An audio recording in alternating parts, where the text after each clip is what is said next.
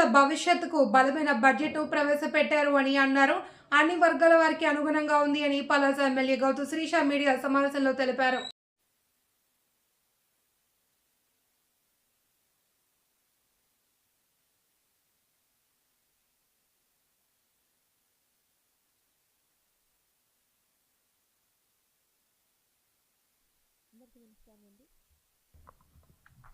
అందరికీ నమస్కారం. 2026-27 ఆంధ్ర రాష్ట్ర బడ్జెట్ను కూటమి ప్రభుత్వం రిలీజ్ చేసింది.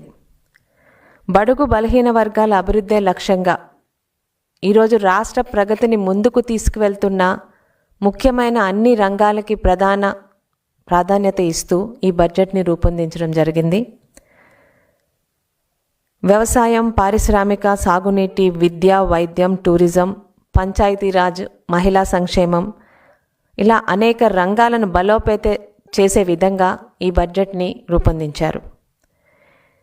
అన్ని వర్గాల సమగ్ర అభివృద్ధే లక్ష్యంగా దాదాపు 3,32,200 వ్యవసాయ అనుబంధ రంగాలకు దాదాపు 13,598 కోట్లు కేటాయించడం బట్టి ఈరోజు రైతుల పట్ల కూటమి ప్రభుత్వానికి ఉన్న చిత్తశుద్ధిని ప్రతి ఒక్క వ్యక్తికి అర్థమయ్యేలా ఈ బడ్జెట్ ఈరోజు మీ అందరికీ అర్థమవుతుంది. ఇక సాగునీటి ప్రాజెక్టులను, రైతుకు కావాల్సినది సాగునీరు. గత 5 సంవత్సరాల్లో ఎటువంటి మేజర్ ప్రాజెక్టులు కానీ మైనర్ ఇరిగేషన్ ప్రాజెక్టులకి ఒక్క రూపాయి కూడా ఖర్చు పెట్టకుండా తారీఖులను మారుస్తూ 5 సంవత్సరాలు ప్రజలను మభ్యపెట్టిన ఆనాటి ప్రభుత్వానికి ఈరోజు రైతుని రాజుగా చేయడానికి ఆ రైతుకు కావలసిన అన్ని రకాల అవసరాల మీద ఖర్చు పెడుతూ రైతును నిజంగా రారాజు చేసే దిశగా తీసుకెళ్తున్న ఈ ప్రభుత్వం తాలూకా చిత్తశుద్ధికి ఈరోజు ఈ బడ్జెట్ అద్దం పడుతుంది. ముఖ్యంగా మేజర్ ప్రాజెక్టులతో పాటు మైనర్ ఇరిగేషన్ ప్రాజెక్టుల మీద కూడా ఈరోజు ఇరిగేషన్ డిపార్ట్మెంట్కి, ఇరిగేషన్ రంగానికి బడ్జెట్లో ఇచ్చిన శాతం ప్రజలందరికీ కూడా ఇరిగేషన్ ప్రాజెక్ట్స్ మీద ఈరోజు కూటమి ప్రభుత్వానికి ఉన్న చిత్తశుద్ధి ప్రజలందరికీ అర్థమవుతుందండి.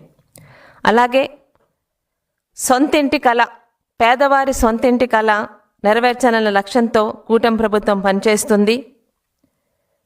గత ఏడాది బడ్జెట్లో 2,000 కోట్లు కేటాయిస్తే ఈ ఏడాది కనీసం 6,357 కోట్లు కేటాయించి పేదవాడి సొంతింటి కలకి కూటమి ప్రభుత్వం ఎంత చిత్తశుద్ధిగా నిబద్ధతతో ముందుకెళ్తుందో కూడా ఈ బడ్జెట్ ద్వారా ప్రజలందరికీ అర్థమవుతుంది.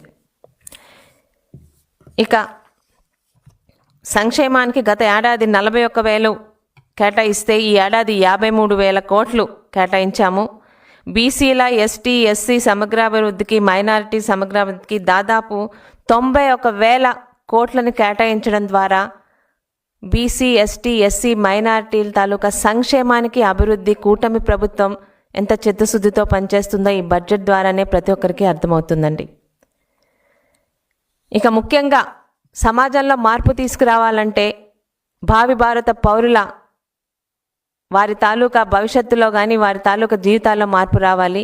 విద్య ద్వారా ఒక మంచి సమాజాన్ని ఏర్పరచడానికి ఈరోజు మా యువ నాయకులు నారా లోకేష్ గారు నడుం కట్టారు.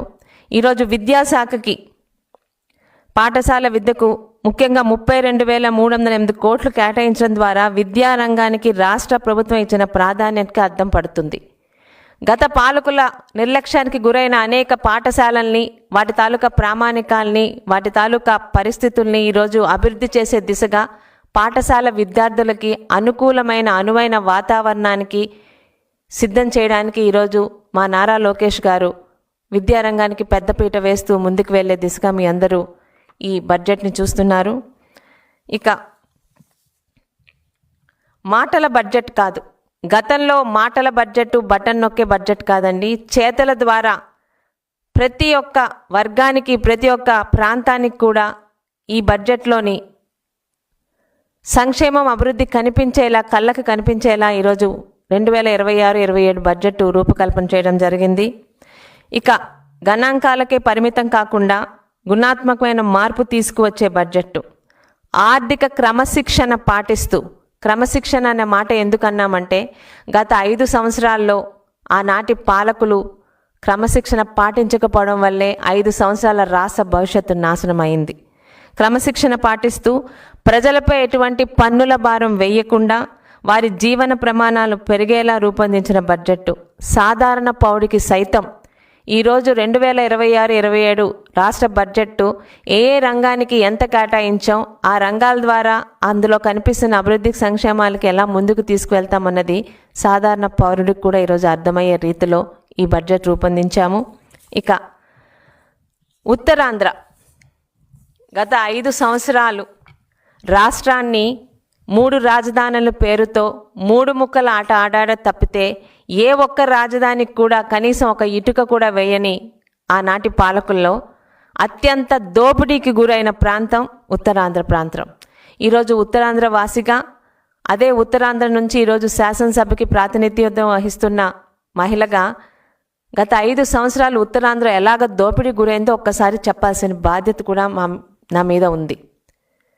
22 మంది ఎంపీలను ఇస్తే రైల్వే జోన్ మొదలవుతుందని చెప్పిన ఆనాటి పాలకులు 22 మంది ఎంపీలను ఇచ్చినా కనీసం రైల్వే జోన్కి ఒక్క అడుగు కూడా ముందుకు వెళ్లకుండా ఉత్తరాంధ్ర హక్కుగా భావించే, విశాఖ హక్కుగా భావించే స్టీల్ ప్లాంట్ని ఎలాంటి ఇబ్బందికరమైన పరిస్థితుల్లోని పడవేసి స్టీల్ ప్లాంట్ అమ్మకానికి కూడా రెడీ అయిన ఆనాటి పాలకులు ఈరోజు ఉత్తరాంధ్ర కూటమి ప్రభుత్వంలోని శరవేగంతో అభివృద్ధి దిశగా ఆనాటి గాయాలని మాపుకుంటూ కూడా ముందుకు పరిగెడుతుంది.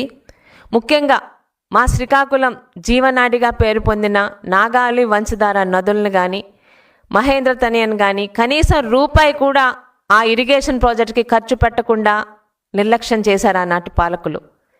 ఈరోజు రైతే రాజు అని కబుర్లు చెప్పడం కాదు, ఆ రైతుకి 5 సంవత్సరాల్లోని కనీసం సాగునీటిని కూడా ఒక చుక్క అందించలేని పరిస్థితులు ఆనాటి పాలకులు తీసుకువెళ్లారు.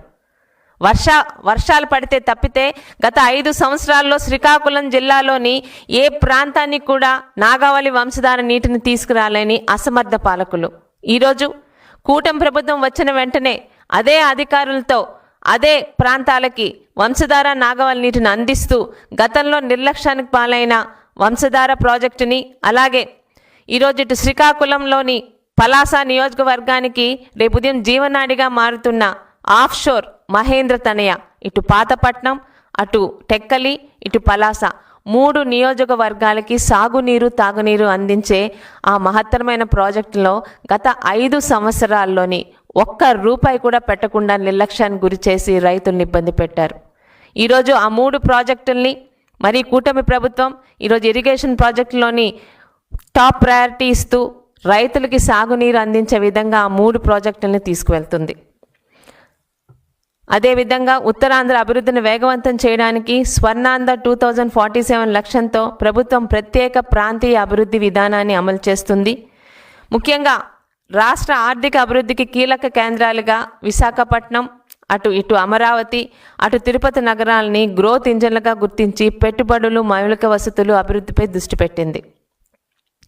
దేశ ప్రణాళిక సంస్థ అయిన నీతి ఆయోగ్తో కలిసి విశాఖపట్నం ఎకనామిక్ రీజియన్కు ప్రత్యేక మాస్టర్ ప్లాన్ రూపొందించి శ్రీకాకుళం నుండి కోనసీమ వరకు జిల్లాల సమగ్ర అభివృద్ధిని లక్ష్యంగా ఈరోజు కూటమి ప్రభుత్వం ఈ బడ్జెట్తో ముందుకు వెళ్తుంది.